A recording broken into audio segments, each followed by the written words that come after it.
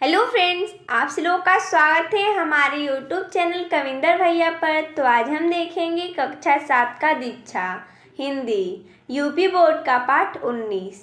पाठ का नाम है मैं कवि कैसे बना। तो देखिए दोस्तों, जैसा कि हमने इस वीडियो में इस पाठ का प्रश्न उत्तर लिया है, तो चलिए देखते हैं। प्रश्न है, कुछ करने को से प्रश्न है, किसी समस्या के आधार पर भी कविता लिखी जा सकती है। यहाँ कविता की एक पंक्ति दी गई है, इसे आगे बढ़ाएं। तो जैसा कि हमने यहाँ पर कविता को आगे बढ़ाया है, पहली कविता है, प्लेटफॉर्म से गाड़ी छूटी, किस्मत हमसे क्यों है रूठी, चलने को थी हम बेकरार, पर करना पड़ेगा अब इंतजार।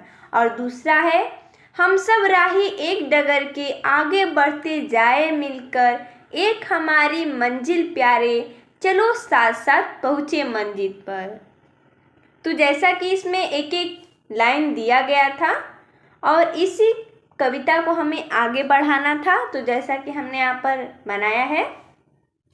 दूसरा है, अपने हिंदी के अध्यापक की सहायता से कक्षा में कवि दरबार का आयोजन कीजिए, जिसमें प्राचीन कवियों की वेशभूषा में आप उन कवियों की कविता को उचित हाव भाव के साथ प्रस्तुत करें। कुछ छात्र अपनी लिखी कविता भी प्रस्तुत कर सकते हैं। तो आप अपने विद्यालय में अपने हिंदी के अध्यापक की सहायता से कोई कविता को प्रस्तुत कीजिएगा। अगला है प्रश्न तीसरा, पाठ में लेखक ने अपने बचपन की घटनाओं को प्रस्तुत किया है। आप भी अपने बचपन की कोई रोचक घटनाएं लिखिए तथा कक्षा में प्रस्तुत कीजिए। तो आप अपने बचपन की किसी रोचक घटना को अपनी कक्षा में प्रस्तुत कीजिएगा। अगला है विचार कल्पना से प्रश्न नंबर 1 है, लेखक को अवसर मिला तो वे कवि बन गए। यदि आपको अवसर मिले तो आप क्या बनना चाहोगे और क्यों। तो जैसा कि हमने यहाँ पर उत्तर लिखा है, यदि हमें अवसर मिला तो मैं अध्यापिका बनना चाहूँगी, क्योंकि अपने समाज और अपने आसपास गांव के बच्चों को अच्छी शिक्षा दे सकूं, ताकि वे लोग भी अपना भविष्य उज्जवल कर सके। अगला प्रश्न दूसरा, लेखक के विद्यालय में सभा, उत्सव, समारोह आदि के अवसर पर कविताएं प्रस्तुत की जाती थी। आपके विद्यालय में किन अवसरों पर क्या क्या होता है, तो आप ये स्वयं लिख सकते हैं कि आपके विद्यालय में उत्सव या समारोह पर क्या आयोजन होता है। अगला है प्रश्न है, आत्मकथा से प्रश्न नंबर 1 है, बालक गोपाल प्रसाद को संगीत के घंटे का मॉनिटर क्यों बनाया जाता था। इसका उत्तर हो जाएगा, बालक गोपाल प्रसाद को संगीत का ज्ञान अपने परिवार से विरासत में मिला था, इसलिए उसे संगीत के घंटे का मॉनिटर बनाया जाता था। अगला प्रश्न दूसरा, लेखक के मन में कविताएं सुनाने की इच्छा क्यों होने लगी। इसका उत्तर हो जाएगा, विद्यालय में होने वाले संगीत समारोह में लेखक को न बुलाकर इनके साथी लड़कों को कविता सुनाने के लिए बुलाया जाता था। संगीत सुनाने पर तालियों की तड़तड़ाहट बहुत क्षीण होती, जबकि कविता सुनाने के बाद तालियों की खूब तड़तड़ाहट होती थी। इसी कारण लेखक के मन में भी कविता सुनाने की इच्छा होने लगी। अगला है, कक्षाध्यापक द्वारा नुमाइश में नाम भेजने पर बालक गोपाल प्रसाद को क्यों धक्का लगा। इसका उत्तर हो जाएगा, गोपाल प्रसाद जी स्वयं कविता नहीं बनाया करते थे, बल्कि अपने एक पड़ोसी रामलाल जी से अपने नाम की कविता लिखवाकर स्कूलों में सुनाते थे। क्योंकि नुमाइश में होने वाले कवि सम्मेलन में वाक्य दिए जाते हैं जिस पर कविता बनानी होती है, यही सोचकर गोपाल प्रसाद जी को धक्का लगा। अगला है, बालक गोपाल प्रसाद द्वारा दूसरों की लिखी कविताओं को अपना बताकर सुनाने की चोरी स्वीकार करने से क्या लाभ हुआ। इसका उत्तर हो जाएगा, बालक गोपाल प्रसाद अपने अध्यापक की मदद से कविता की रचना करना सीख गए, जिससे वे कवि सम्मेलन में पहली बार अपनी लिखी कविताएं सुना सके और अपनी पहली ही कविता से कवि बन गए। अगला है प्रश्न 5वां, कक्षाध्यापक ने अपने छात्र को कविता बनाने के क्या गुर सिखाए।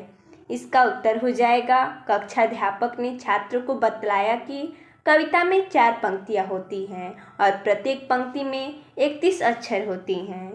कविता के लिए जो भी समस्या दी जाए उस वाक्य यानी समस्या के अंतिम अक्षर के 4 तुमके जैसे आई है, रहे हैं तो भाई है, छाई है, खाई है, इस प्रकार के जमा लेना और उसे प्रत्येक वाक्य के अंत में लगा देना।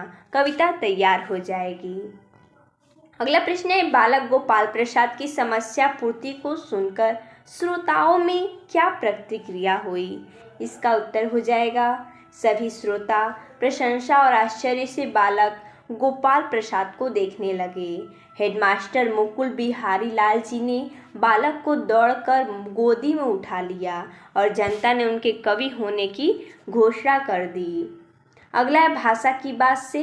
प्रश्न नंबर 1 है, समाज सुधार शब्द समाज व सुधार दोनों शब्दों से मिलकर बना है। समाज सुधार शब्द में सामासिक चिन्ह के स्थान पर का छिपा हुआ है। ऐसे शब्द तत्पुरुष समास कहलाते हैं। तत्पुरुष समास के ऐसे ही 5 उदाहरण पाठ में से छांटकर लिखिए। जैसा कि हमने यहाँ पर लिखा है तत्पुरुष समास, रासलीला, क्लास टीचर, वसंतोत्सव, प्रधानाध्यापक, शिष्य मंडली, शिक्षण संस्थाएं। अगला प्रश्न दूसरा, नीचे दिए गए मुहावरों के अर्थ लिखिए और इनका वाक्यों में प्रयोग कीजिए। तो जैसा कि मुहावरा है, मुड़ मुड़ाते ही ओले पड़ना, यानी प्रारंभ में ही बाधा आना। इसका वाक्य प्रयोग हो जाएगा, राम का मकान अभी बना भी नहीं कि भूकंप आ गया, बेचारे के मुड़ मुड़ाते ही ओले पड़ गए।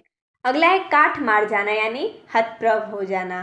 दंगे से पीड़ित लोग कुछ भी नहीं बोल पा रहे हैं, जैसे उन्हें काठ मारे गया है। अगला है चोर से साहूकार होना, यानी एकाएक तरक्की करना। यानी गोपाल प्रसाद की पहली कविता ने ही उसे कवि बना दिया, अर्थात वह चोर से साहूकार बन गया। अगला है प्रश्न तीसरा, निम्नलिखित पंक्तियों में पर शब्द के 3 प्रकार के प्रयोग हुए हैं। जैसा पहला है, मैं मंच पर कविता पढ़ने पहुंचा, पर वहाँ बहुत बड़े बड़े कवि विद्वान थे। तीसरा है, मैं कविता के पर लगाकर आसमान में उड़ने लगा। तीनों पर का प्रयोग क्रमशः ऊपर, लेकिन तथा पंख के अर्थ में हुआ है। इसी प्रकार आप भी पर शब्द का प्रयोग अपने वाक्यों में करते हुए 3 वाक्य बनाइए। तो जैसा कि हमने यहाँ पर बनाया है, चिड़िया छत पर बैठी, यहाँ पर ऊपर की बात है, पर यानी उसके ऊपर बैठी, यानी ऊपर के अर्थ में। पर बच्चों के वहाँ पहुँचने से पहले उड़ गई, यहाँ पर लेकिन के अर्थ में। मैं भी चिड़ियों की तरह पंख लगाकर आसमान में उड़ना चाहती हूँ, यहाँ पर पंख के रूप में। तो देखिए दोस्तों, जैसा कि इसमें इतना ही प्रश्न दिया था। तो मिलते हैं तब तक के लिए, धन्यवाद दोस्तों।